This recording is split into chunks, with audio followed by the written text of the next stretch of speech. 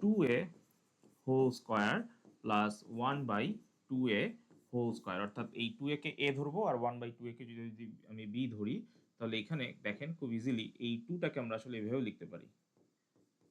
তো দেখেন a square plus b square minus 2ab format হয়ে গেল। আচ্ছা, বাকি যা আছে আমি অ্যাজ ইট ইজ তাই লিখি। তাহলে এখানে দেখেন কি আসতেছে, আমি যদি এইটাকে মার করি, এই যে এইটা কিন্তু একটা ফর্মুলা হয়ে গেছে। সো আমি যদি একটু ফর্মুলাটা লিখে ফেলি যে 2a minus 1/2a whole square আমি নেই প্লাস, অর্থাৎ এখানে যেটা আছে আমি হুবহু এই জিনিসটা এখানে বানাবো।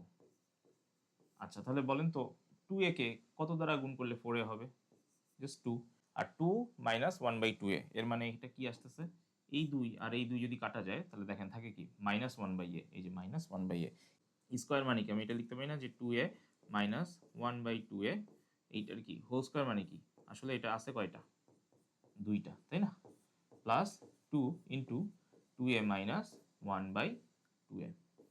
আচ্ছা, তাহলে এখানে এটাও কমন আবার এটাও কমন, কমন জিনিসগুলোকে তাহলে যদি আমি সাইডে নিয়ে আসি অর্থাৎ কমন নিয়ে ফেলি, তাহলে এইটা আর এইটা কমন জিনিসকে আমি এক জায়গায় নিয়ে আসছি, তাহলে এখন এই 2a মাইনাস 1/2a প্লাস কি 2 হয়ে যাবে। সো 2a মাইনাস 1/2 প্লাস কি 2। সো এটাই হচ্ছে আমার